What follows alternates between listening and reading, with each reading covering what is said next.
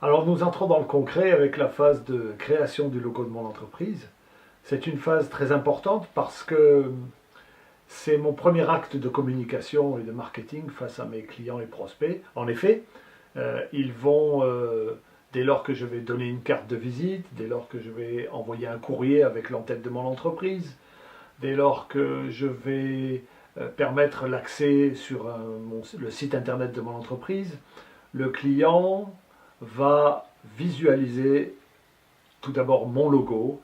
Et c'est pour ça qu'il est très important de prendre le temps de créer un logo qui me corresponde bien, mais qui soit vraiment la connexion entre mon entreprise, ses produits et services, et mes clients et prospects.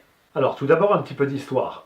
Le logo, ou plus communément appelé logotype par les professionnels du graphisme, est une invention des imprimeurs au XIXe siècle.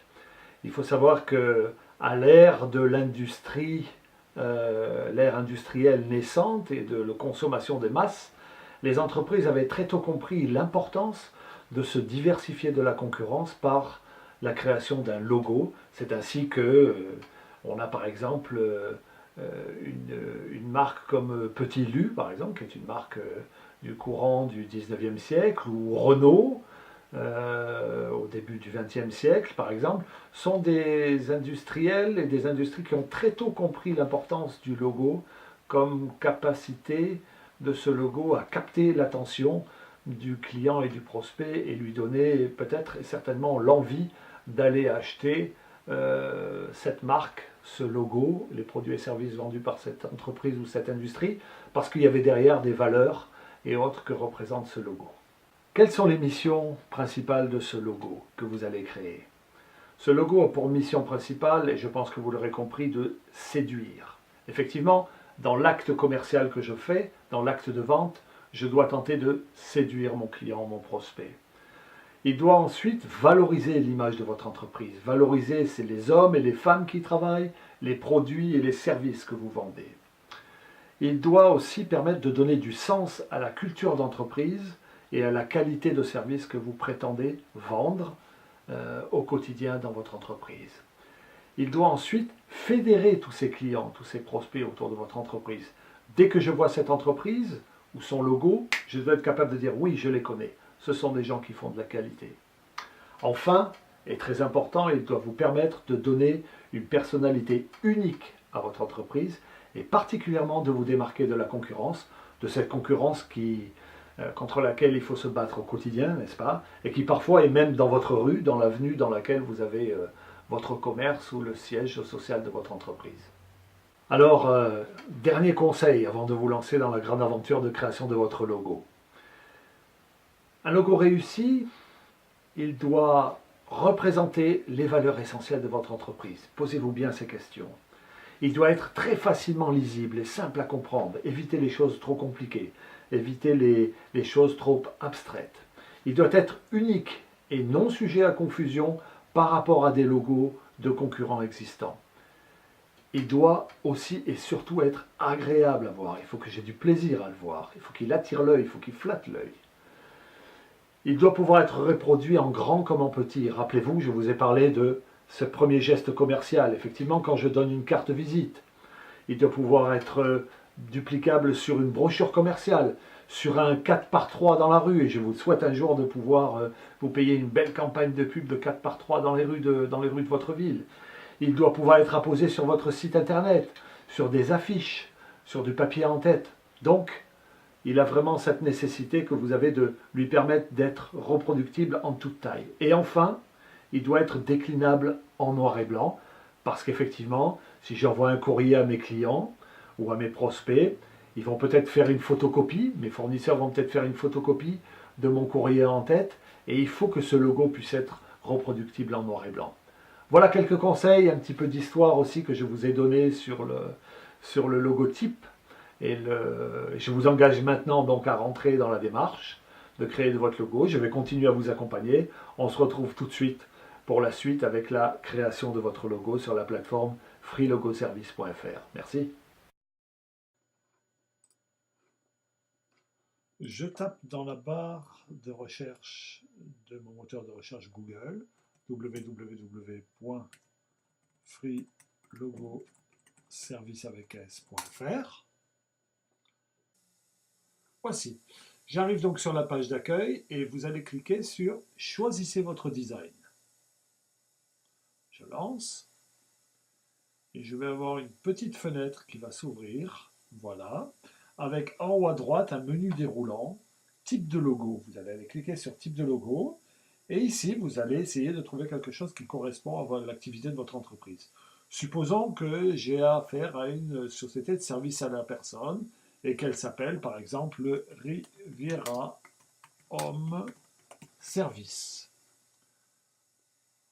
Je clique, choisissez un design et il va me proposer ensuite un certain nombre de projets, de logos qu'on va voir s'afficher en fonction du type d'activité que j'ai sélectionné. Et vous allez voir qu'ils sont plutôt de bonne qualité. Voici les logos Riviera Home Service, tous les logos qu'il me propose, qui s'apparentent plutôt à une activité donc de service à la personne.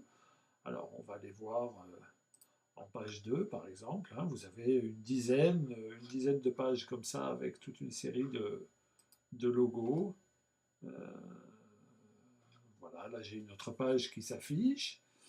Et on va au hasard choisir, tiens, peut-être celui-là que je trouve pas mal, qui a une petite maison.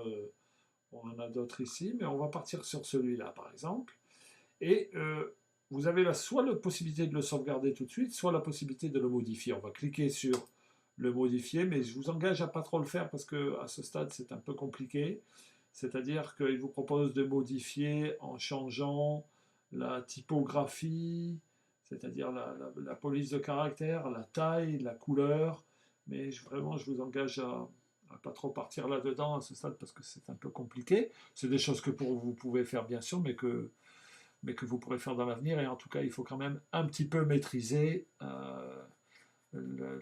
Internet et notamment avoir des notions un peu de graphisme un peu avancées. Vous voyez, par exemple ici, dans la partie en haut à gauche, j'ai la possibilité de changer le choix des couleurs, j'ai la possibilité de rajouter du texte, le choix de la police ici, voilà. En l'occurrence, là, c'est une Palermo en taille 48, je peux en changer si je veux.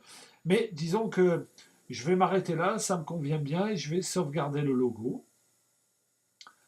Voilà, et d'ailleurs, il vous fait, d'ailleurs, pour l'avenir, après, si ça vous intéresse, une proposition de ce que ça peut représenter sur une carte de visite, hein, sur une de vos futures cartes de visite. Vous voyez que c'est plutôt sympa. Donc pour l'instant, je dis non merci, juste sauvegarder le logo, ce qu'il va faire. Voilà, il est en train de le sauvegarder. Il va vous demander des renseignements d'adresse email et autres. Il vous propose même de sauvegarder rivierahomeservice.fr qui est pour le site internet, mais vous ne faites pas maintenant. Ça, c'est des choses qu'on verra plus tard dans un autre tutoriel vidéo.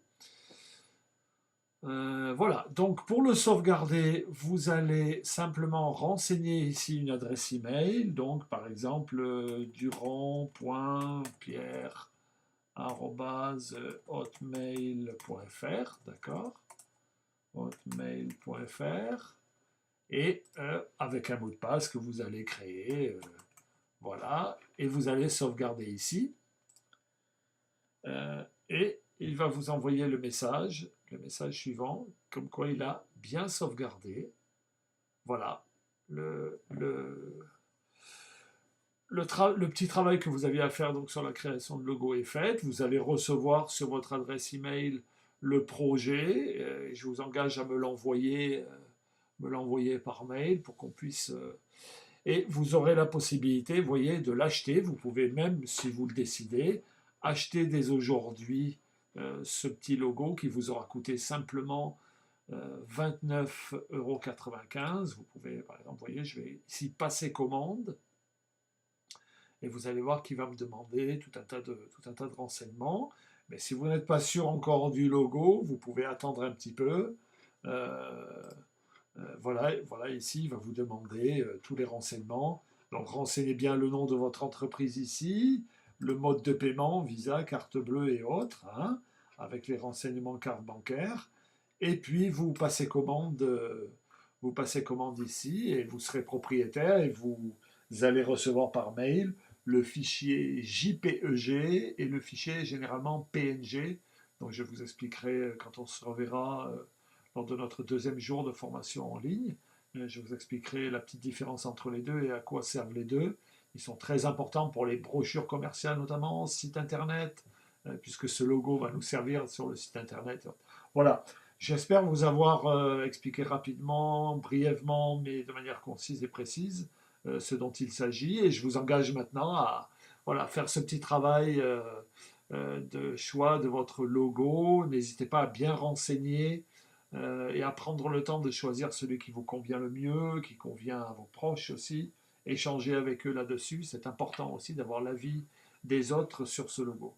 Voilà, merci d'avoir suivi ce petit tutoriel et on se retrouvera très bientôt.